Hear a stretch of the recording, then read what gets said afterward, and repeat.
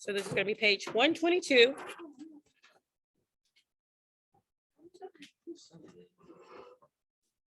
All right, rational exponents. So you can simplify a number with a rational exponent by converting the expression to a radical expression, okay?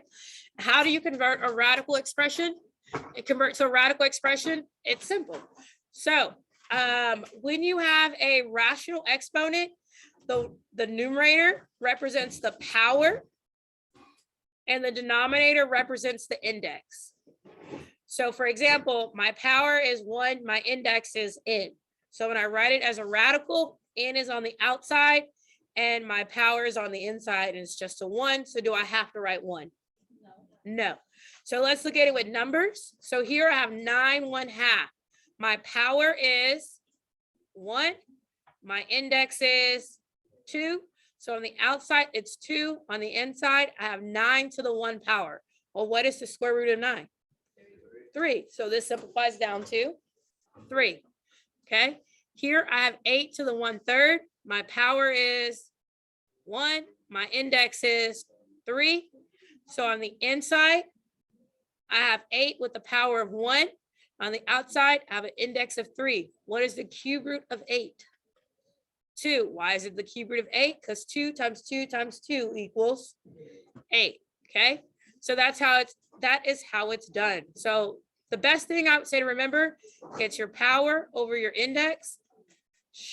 Guys, equals your index and your power. Or if you don't want to put it in that way, you also can write it vice versa. You can do the index and then the power. It doesn't matter. I personally like to make my number small and then multiply. I do not want to make a big number, then break it down. Just sounds wrong. All right, now we're going to remember some things from Algebra Uno. In Algebra 1, when you have two numbers that have the same base, what do you do with their powers? You add them, okay? When you're multiplying two numbers with the same base, you are adding their powers, their exponents. Do you remember that? All right, that's rule number 1 from Algebra 1 that you should have walked away with. The other rules that you should have walked away with is if you have a negative exponent, that means that it actually belongs in the denominator. If you have a negative exponent in the denominator, that means it actually belongs in the numerator. So these are vice versas, versa, versus, versa. You know what I was trying to say. All right. When you have an exponent times an exponent, you literally just multiply. M times N. And distributing powers, each base gets the power. You don't just distribute to one, you distribute to both. Do we remember these things from Algebra 1? Okay, so we're going to be applying those skills and knowledge. All right, on your notes, I made a little mistake. I should have written exponent, then radical first. It doesn't really make a difference, but just know that it should have been exponent then radical. So I'm going to write exponent so that you know that I'm working underneath the exponent side. And then I'm going to work underneath the radical side. Does that make sense? All right, so underneath the exponent side, I see that I have two bases that are the same. So what am I doing with their powers? I'm adding them together. So it becomes 36 1/4 plus 1/4. What is a quarter plus a quarter? A half. So I have 36 to the half. Does that make sense? So that's the exponent side. Now the radical side. 36 to the half is what as a radical? It means that I'm taking the square root of 36. Why? My power is 1, my index is 2. So on the exponent side, this is the furthest I can simplify, but on the radical, I can completely simplify and solve. So what is the square root of 36? 6.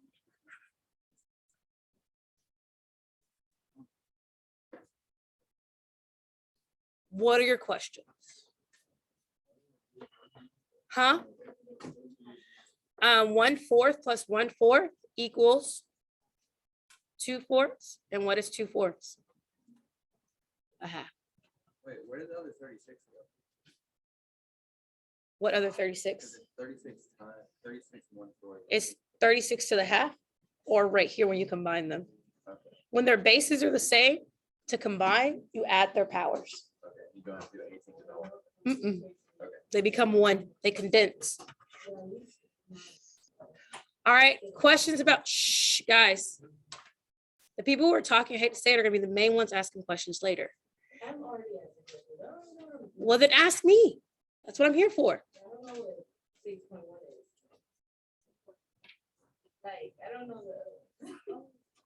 Then you've got to take those notes. Those notes actually aren't going to affect you right now, so you're okay. All right. Questions about example 1. Example 1 would be the baseline, the easiest it'll be. So if you have questions about example 1, please ask them now.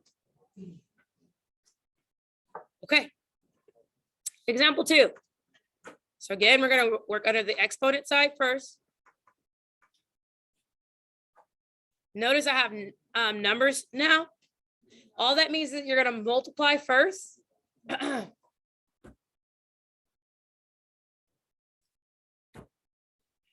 going to multiply first and then deal with the exponent. So we have 6 times 2. And my bases are the same. So that means I have 2/3 plus 3/4. Well, what's 6 times 2? 12. Uh-oh, we have a flag. Can I add these straight across? No, why not? They do not have the same denominator. Because they do not have the same denominator, I cannot add straight across. So I have 2/3 plus 3/4. What I'm going to show you is a shortcut to add when fractions are have uncommon denominators. So we have 2/3 plus 3/4. Now, if you're good and quick at finding common denominators and going through the process, awesome. If not, here's a little shortcut. It's very similar to proportions, but it's not proportions, okay? Because there's no equal sign. So we're going to cross multiply. 2 times 4, 8. We're going to add. We're going to cross multiply. 3 times 3, 9. And then we're going to multiply the base, the denominator, 12. So 2/3 plus 3/4 equals what? 17/12. Okay, I call this chopsticks in a bowl. Why? Because it looked like chopsticks in the bowl when I was in 10th grade. And that's what I rolled with and called it a day. Anything I can make related to food works. Huh? That'll work no matter what. It works no matter what. You may have to reduce, but it works no matter what. Okay, so what is 2/3 plus 3/4? 17/12. So we have x to the 17/12. And this is your exponent form of it. Simplified as it can get. Your fraction is reduced, your numbers are combined, right? All right, so we're going to do the radical form of it.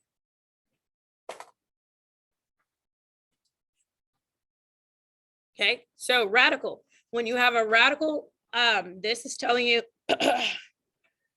how many, we talked about this we did talk about this. How many times is 12 going to 17? Once. So on the outside, you're going to have 1. And then on the inside, how much are you left with? What's the remainder? 5. So x to the 5th. And what is your index? 12.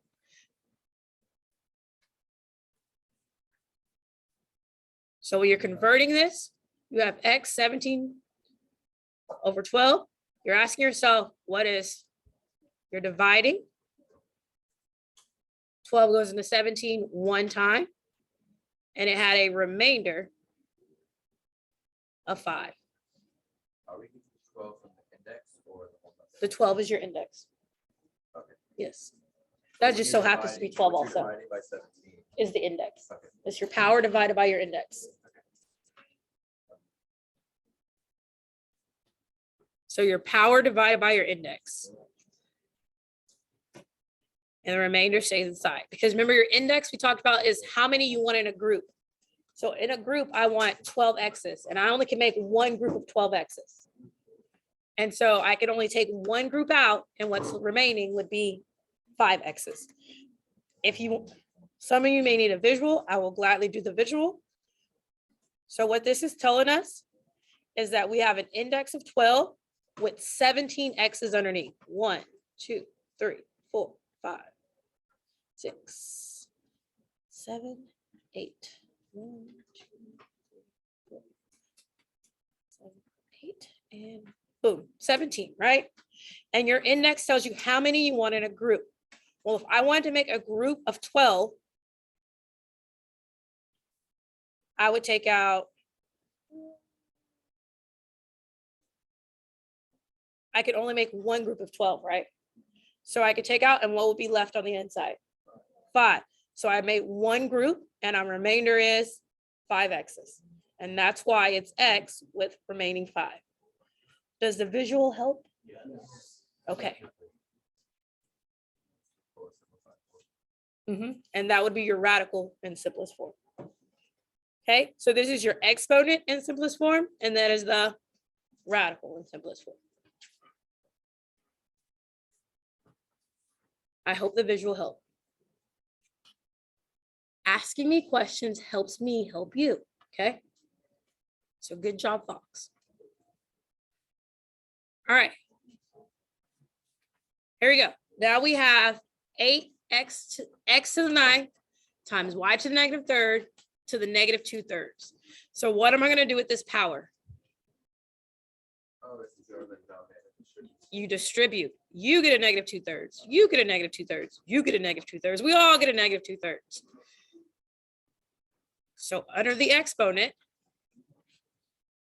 we have 8 to the negative 2/3 times y, not y, I skipped x.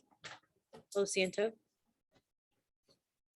We have x to the 9 times negative 2/3 times y to the negative thirds times negative 2/3. Okay, 8 to the negative 2/3. What does that mean for 8? Well, 1, it's negative. So that tells me it belongs where? In the denominator. So it's 1 over. And then my power is 2. My index is 3. So it's the cube root of 8 squared. And it belongs in the denominator. Next, I'm going to do x. 9 times negative 2 is? Negative 18 divided by 3 is? Negative 6. So this equals negative 6. So what does that tell me x belongs? In the denominator. So it's 1 over x to the 6. Negative 3 times negative 2 is? 6 divided by 3 is 2. So this is just y squared. What is the cube root of 8? And what is 2 squared? 4. So now putting it all together, in the numerator, what do I have? Y squared. In the denominator, what do I have? 4x6. And there is no radical form of this because I have no rational functions left, no rational exponents.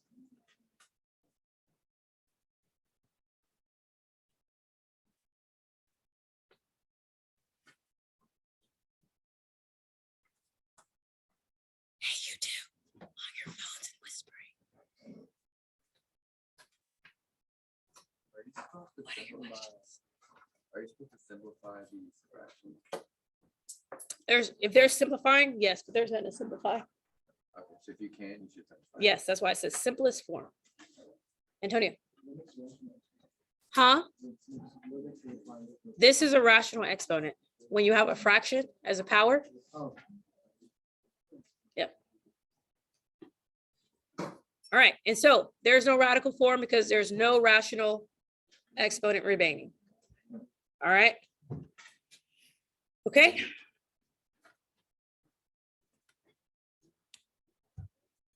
This is not what this problem is supposed to be. Why is my problem the same? So it should be 16z to the 4th divided by 25x to the 8th, right?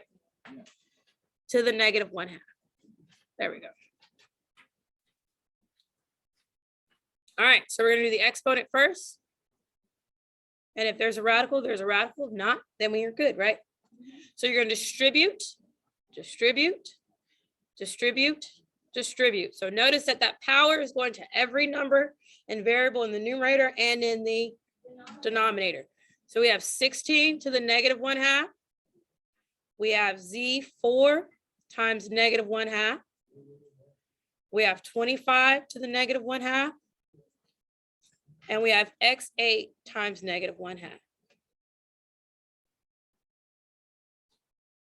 Okay, the negative lets me know that everyone is switching. Does that make sense? So what's in the numerator needs to go in the denominator, and what's in the denominator needs to go in the numerator. Does that make sense?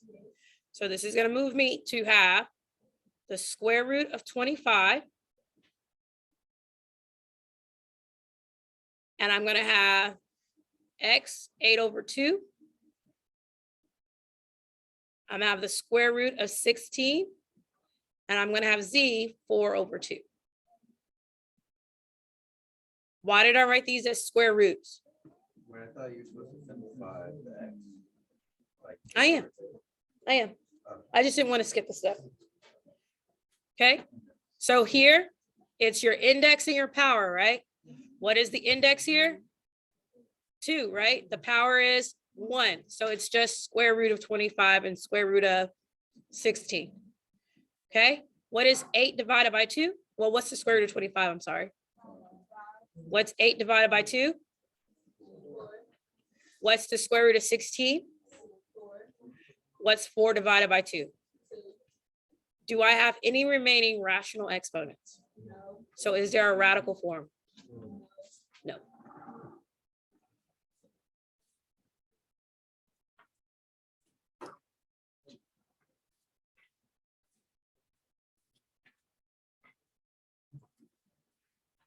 All right, questions? Yes. I need a question. That's a statement. Okay, so like at the beginning, they're like, what is the switch? Because their powers are negative, that means they're not happy. They're in the wrong location.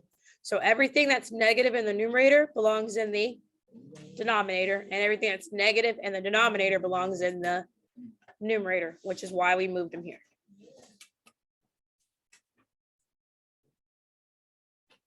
So negative 1/2, negative 1/2, negative 1/2, negative 1/2. That's the second and third rules at the top of your notes on the other side. Okay, so we're going to do 2 problems at a time. So I would like for you guys to try the first 2 problems, and then we're going to check.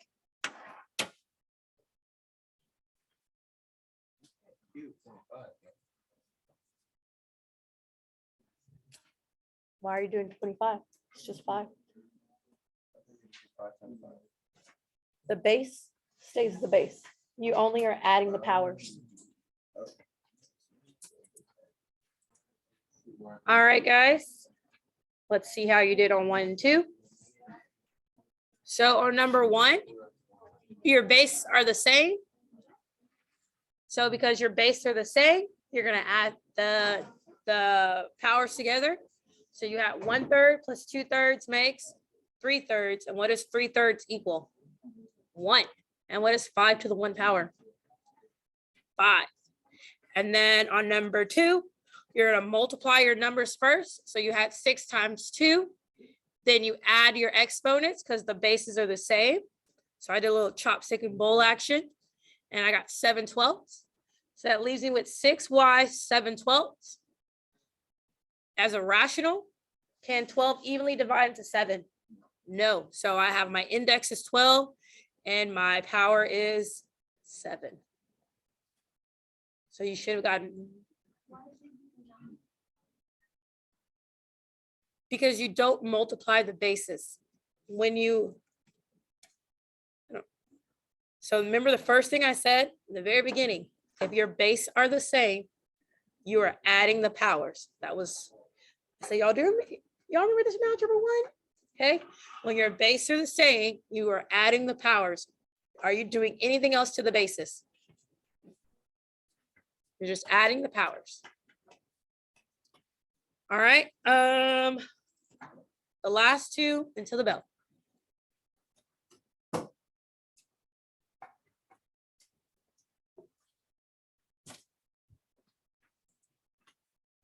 All right, guys, so checking your 3 and 4. Yeah. So for your 3 and 4, you should have gotten -11 as the exponent for number 3. That's because the bases are the same. So what are you doing with the powers? You're adding the powers. So that's 1/3 plus 1/3 plus 1/3, which makes 3/3. Okay. On number 4, you multiply your numbers first. The bases are the same, so you're adding the powers, the exponents. So we have 1/6 plus 2/6 is 3/6, and that makes 1/2. Okay, we will resume the practice tomorrow.